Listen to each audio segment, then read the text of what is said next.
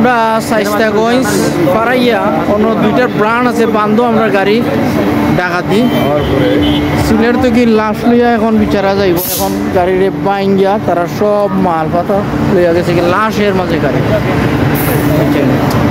Uncle কই যাইবেন আপনারা? আমরা এই মাধবপুর থানারে। মাধবপুর মাধবপুর থেকে আপনারা টাকা পয়সা নিছে? টাকা পয়সা নিচ্ছে। মোবাইল কটা নিছে? মোবাইল নিচ্ছে চারটা মোবাইল। অ্যান্ড্রয়েড ফোন একটা বাটন ফোন আর 3টা হলো। আর আপনারা সিলেট থেকে আসছেন? ও আমার হইলো সিলেটি ভাই বিচারা আইএক্স গাড়ি আমরা জগন্নাথপুরে তোমার কোনো মারছে উঠছে নি? কতটা গাড়ি হইব? আটাইছে কতটা গাড়ি আটাই যাইব? বড় গাড়ি তো আমারও আটাইছে, বড় গাড়ি আমারও আসলো দুইটা ভালাই। এই দেখেন বাইরের গাড়িটা, এই দেখেন বই নাই নকল তারা লাশ লইয়া, এরা মাধবপুরও লাশ লইয়া আইছে সিলেট থেকে।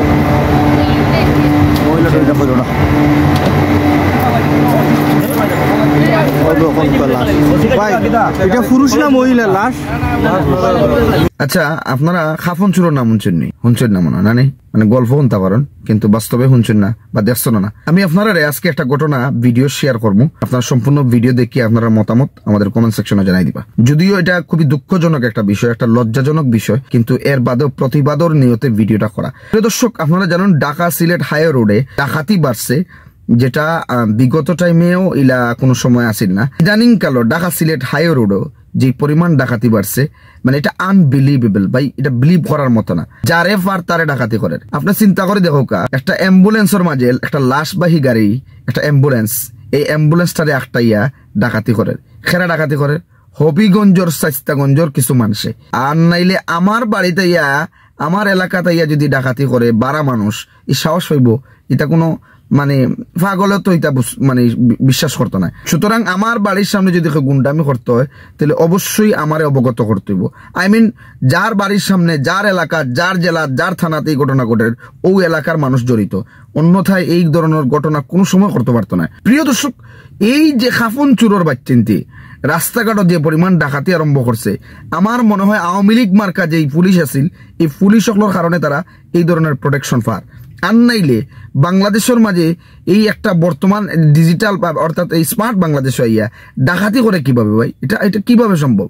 এবং ডাকাতি করের তো করে, লাশটাকে ডাকাতি করে। লাশের কাছে কিতা আছে? লাশের কাছে কিতা আছে বুঝছেন না?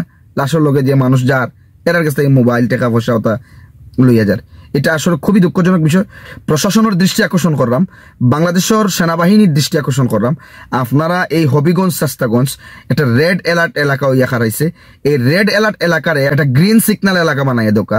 এই এলাকাত খালি ডাকাইত আছে বিষয়টা ইলা না, এই এলাকাত কিছু বিয়াদব হলো আছে। সুতরাং এরার দ্বারা নির্যাতিত হাই রোডও যারা চলে, বিশেষ করে বেসিক্যালি ঢাকা সিলেট রোডও যারা যাতায়াত করেন, বিশেষ করে তারা এখানে মাঝে মাঝে নামন, চা খান বা একটু রেস্ট নিন, কিন্তু এই এলাকাত কিছু বেয়াদব হল আছে। সুতরাং কিছু বেয়াদব, সব আবার বেয়াদব নাই, কিছু বেয়াদব হল আছে। এর কারণে আমি প্রশাসনের দৃষ্টি আকর্ষণ করলাম, এই সাস্তাগঞ্জ অলিপুর এই রুটটা, বিশেষ করে এই রুটটার মধ্যে যদি কোনো ডাকাতি হয় তাহলে এটার দায়বদ্ধতা পুলিশ প্রশাসনের নিতে হইব। কারণ যে এলাকার ডাকাতি হইব, ও এলাকার দায়বদ্ধতা, ও এলাকার ও থানার দায়বদ্ধতা থানায় নিতে হইব।